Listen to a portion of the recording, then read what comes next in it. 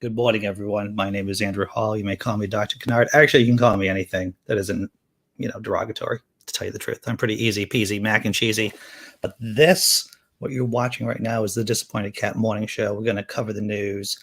We're going to cover some crazy stories. You may ask yourself, wow, there's a lot of schools, a lot of school committees banning books, right? He's thinking, wow, how could things get worse? Well, Greg Locke, hate preacher, putting the fire in fundamentalist. He's leveling up, everyone. He is our first story.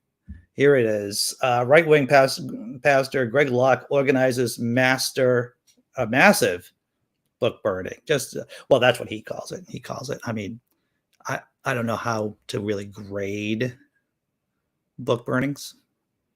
Right? Are you talking about like German National Socialist book burning kind of things in the 30s, in the 40s, that kind of level? I'm going to let you be a judge because there is video of how it started and how it ended. But first, let's take a look at this panel. A controversial pastor is planning a massive burning of Harry Potter and Twilight books. All right. Two things. One, I will defend Harry Potter. I haven't read many of the books, but I will defend Harry Potter. The books, maybe not the author, but I will defend Harry Potter. Twilight, on the other hand, okay, you shouldn't be burning books. Even Twilight, which I've read. I hate to say it. I've read 2 of the Twilight books, being a fan of the vampire genre. Global Vision Bible Church pastor Greg Locke was met with cries of approval on Sunday when he declared there would be a burning service this week. Locke, who operates out of Mount Juliet near Nashville, Tennessee, for all of you people out there, told them to bring Ouija boards, which he called a portal to hell, and other items he said were associated with witchcraft. But why? This is from Newsweek. The links are in the description below. But why trust those words when you can hear it from the man's mouth? Let's take a look. But this Wednesday, everybody say this? Wednesday. We're going to have a burning service. Oh, yes, you heard me well. We're going to send that mess back to hell where it belongs. We're going to have us a burning service. I mean a burning service. And we're going to burn some stuff up in this house. We're going to get rid of some unholy covenants and alliances and some word curses and some witchcraft that's been spoken over. We're going to get rid of. We're going to free some homes. We're going to free some marriages. We're going to burn some stuff. I don't care what Hasbro says. Ouija boards are a portal to hell. So bring some Ouija boards. Get rid of it, tarot cards. You better get rid of that Harry Potter mess in your house. That is full-blown witchcraft. It's witchcraft. And the devil knows it. That's why he's mad at the sound system. You say, well, I got the collector's edition. Well, I'll bring extra lighter fluid for you then. Burn it. Okay, so a few thoughts. Pastor Greg Locke was talking about saving marriages by burning Harry Potter books. Look, if your marriage is in the trouble bubble, and if you think burning Harry Potter and the Deathly Hallows, if you think that burning this book is going to save your marriage, you will be sorely disappointed, my friends. Okay, so I don't know if you took a look, those of you who are in the comment section here, I don't know if you saw my latest post over at Only Sky. It's about, it's new humor, and it has to do with banning books. Take a look at it, please. Leave a comment. Thank you for doing that, Tobin. I appreciate it. Because what happens when you leave a comment on one of my posts, it upvotes it and puts it higher into circulation on the site. So that's how it started. That's how the burning service. That was the setup. How did it pay off? What happened? Well, I have some video of that too. Not too surprising. There's no audio to this, by the way. I got this from him at Meta's Twitter handle. I follow him, and there's Greg Locke there in the foreground, doing a massive burning there. I remember 5 years ago, and if you were in the movement about 5 years ago, there was this active discussion. And when I talk about the movement, I talk about the secular movement, the humanist movement. And there were a bunch of dude bros going, I'm not going to name names, that Trump supporters, MAGA fascists weren't really fascists, that they weren't really Nazis. It's like, I think you can see that they were wrong on that, everyone. I think you could see that they were wrong. Okay. I'm going to check out the chat properly before going to our next story. Yes, if you're watching on Twitter, if you're watching on Facebook, I'm interacting with people here on YouTube in the chat just because this is just how the software works. If you want to come on and join us, interact, come on over to YouTube, Laughing in Disbelief.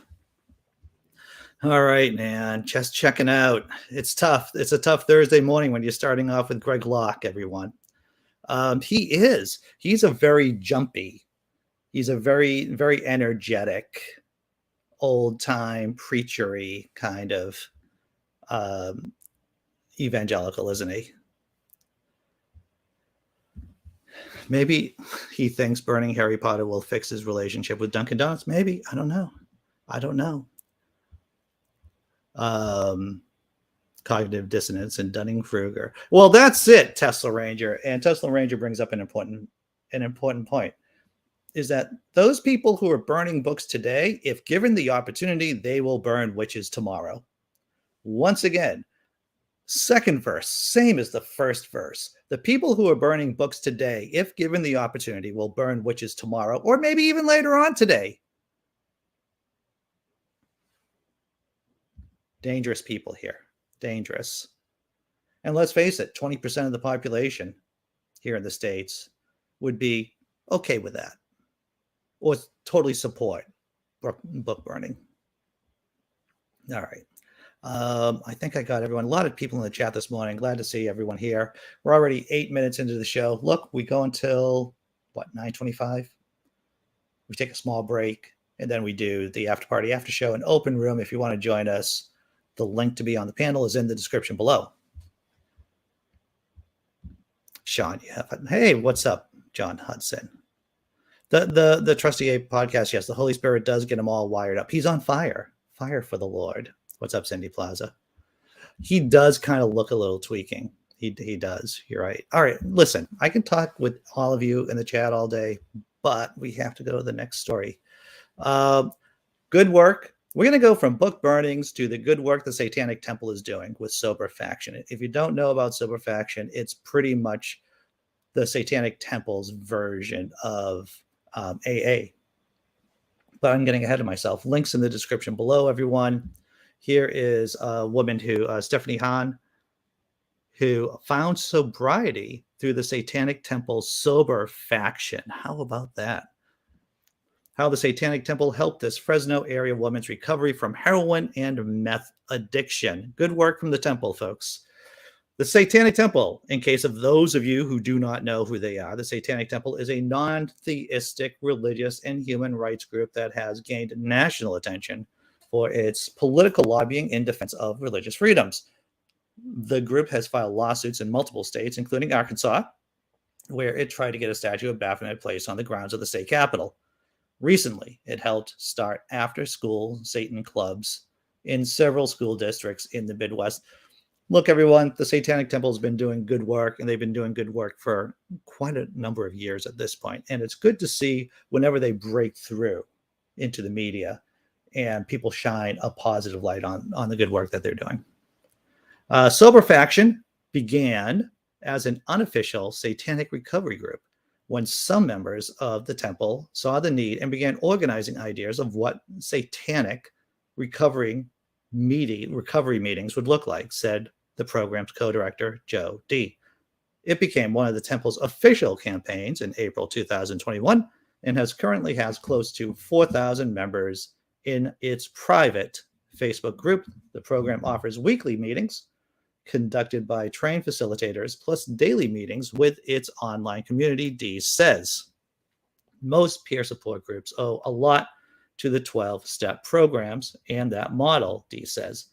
This is a structured process of support and coping skills based on cognitive behavioral therapy, dialectical behavior therapy, and motivational enhancement techniques, all offered in a compassionate, supportive community of peers striving for self-empowerment and continual betterment, Dee says. How we differ is that we recognize that there's no one correct way to do recovery. We promote science and self-empowerment as opposed to a supernatural force that will remove our defects. Because remember, one of the first steps of AA is acknowledging a higher power. Acknowledging a higher power.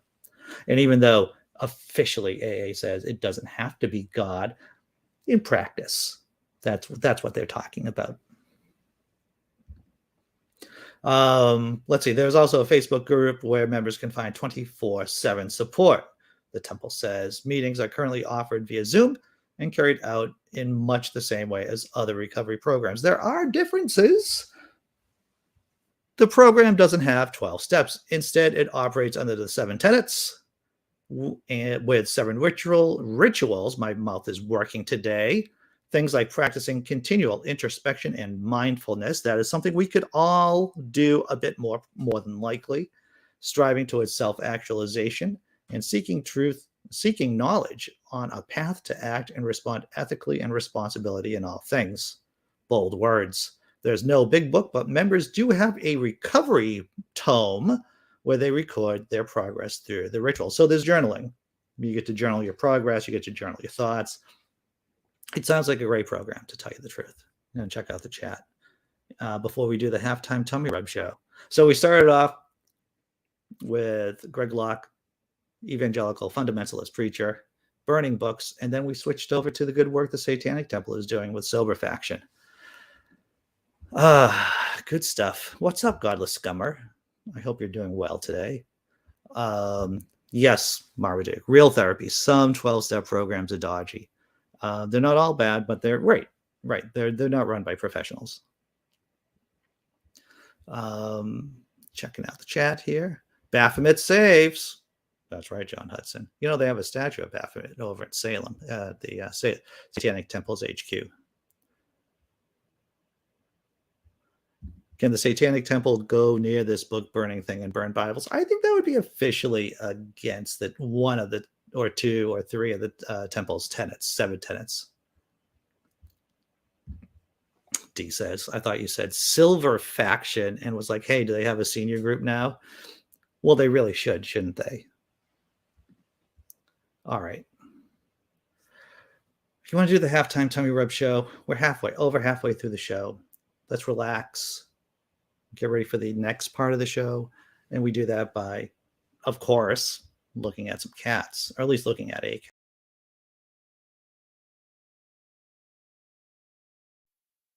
No. No. No. No. Oh, yeah? Maybe this one? Yeah. Definitely this one.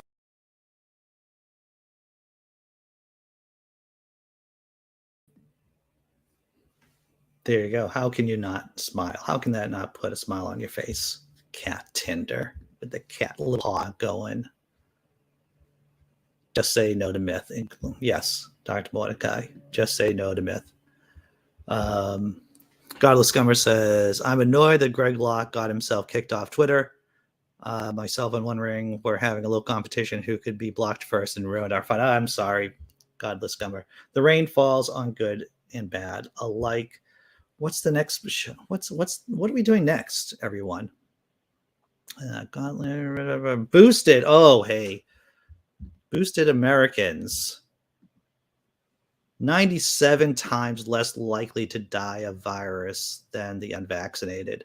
The CD predicts 75,000 more deaths by February 26th. Live COVID-19 updates. Yeah, you know, when I look at the stories I cover just on today, I'm wondering, I don't know how long it's going to be before I get banned off of YouTube, but I'm going to do it as long as I can before they kick me off. Of course, that's what I say about blogging too. I'm going to keep doing my crazy things up until they kick me off. I haven't been kicked off yet. I only got one warning on my YouTube channel so far, so I'm kind of in trouble, but I think I've been playing it okay. So far, so good, everyone. And let's face it, the haters typically don't watch the show into minute 16 anyway. If they get right. Okay. Links in the description below for this story. As the U.S. inches up to 64% vaccination rate for the entire population, only 42% of those eligible for a booster have gotten the extra shot, and experts aren't sure what will move the needle, so to speak. Oh, that's very clever prose, sir. Perhaps this will win over some converts. Fully vaccinated Americans are 14 times less likely to die of COVID than those who haven't gotten the shots. Boosted Americans are 97 times less likely. So, you know, 2 shots or fully vaccinated, which I dislike that term, and I'm sure that most of you in the chat do too, most of you who are watching, they're 14 times less likely to die of COVID than the unvaccinated, and boosted Americans are 97 times less likely. At this time, with Omicron raging, I'm sure that many of us know someone who's had COVID, right? My girlfriend, as many of you know, had COVID, and she's fine. I have a buddy who's unvaccinated, my one conservative friend who's unvaccinated. His girlfriend, who's also unvaccinated, got COVID. She ended up in the hospital. His mom, in her 80s, who's also unvaccinated, ended up in bed for days. So, yes, we have anecdotal stories, but we also have facts to show that getting boosted is far better than just being fully vaccinated, which, you know, I don't like that. I don't like it. I don't think you're fully vaccinated until you're boosted, right? All right. Those are the figures presented Wednesday by Dr. Rochelle Walensky, director of the CDC, based on reports from 25 jurisdictions in the week ending December 4th. For every 100,000 people, 9.7 of those who were unvaccinated were killed by the virus, compared to 0.7% of those who were fully vaccinated and only 0.1% of the boosted.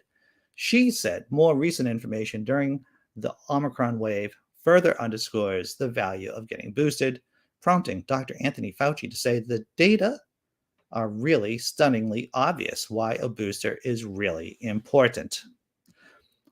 You know, Skepticism 101 shows us that our brains, they really stink at statistics, right?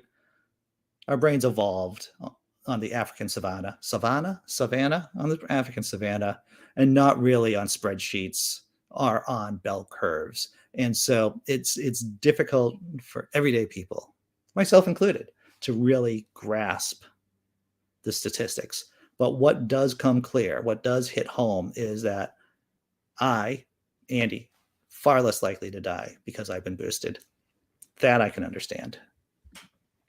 Walensky and Fauci spoke at a briefing at the White House, in which Walensky confirmed that Omicron surge is abating, with new infections nationwide down 36% to a daily average of 446,000 compared to the previous week, and hospitalizations dropping 14% to 17,100. Those are still stunningly high numbers, though, and deaths have risen 4% to 2,300 a day. That's 2,300 Americans dying a day. 2,300 people in the States are dying a day from COVID at this point, in this point in the game. Wow. I'm going to check out the chat. Everyone. Let's see. see what's going on. Still waiting for your second booster, huh? Well, hopefully, I hope you will get your second booster soon, because we know that there are certain groups that are getting a second booster, right? No, I didn't get a warning for the F word, Marmaduke. I got a warning because of reporting on COVID. Believe it or not, I got a warning, a YouTube warning for reporting on COVID. And you may say, well, Andy, you're still reporting on COVID.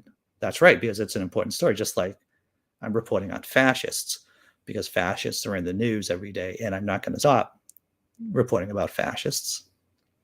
So we're going to play it out. We're going to play it out and see what happens. All right.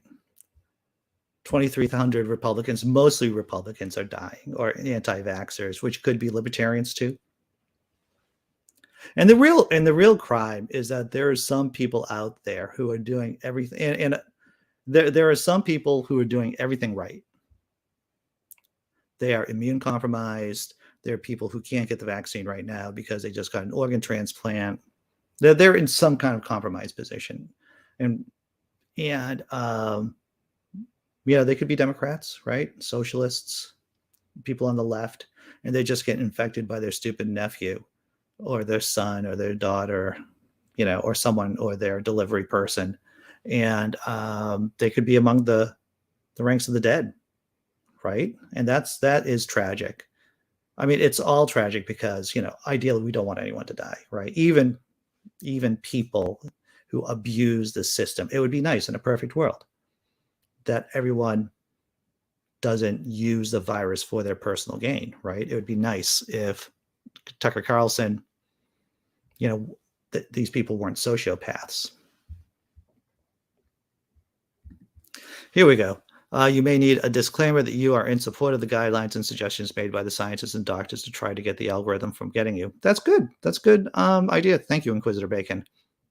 That's a good idea. Thank you for saying that.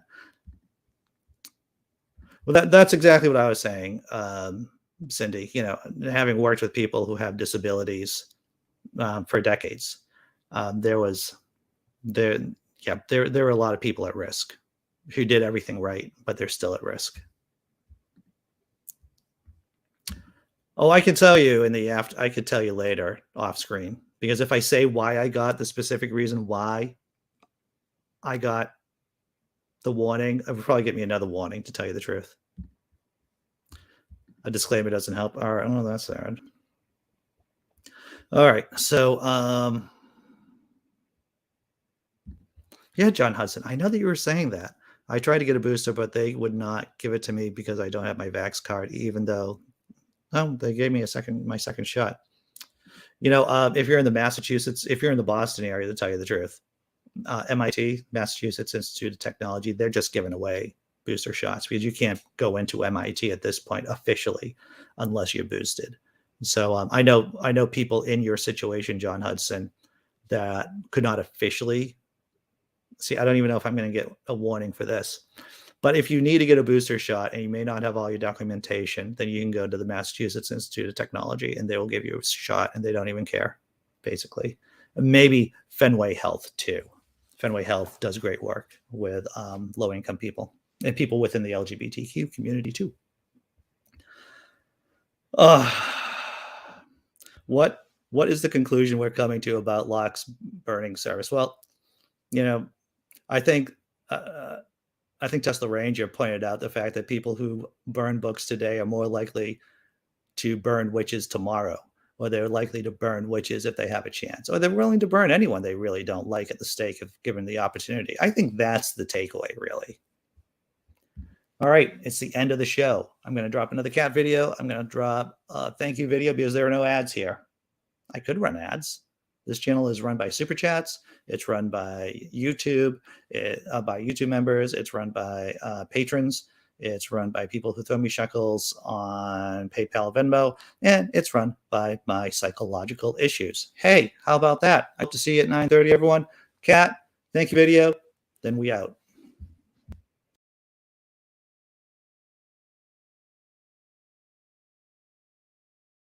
parents be like, I put a roof over your head, clothes on your back, food on your table. Ain't that what you supposed to do? I'm your child. You had me. I ain't asked to be here. I'm yours.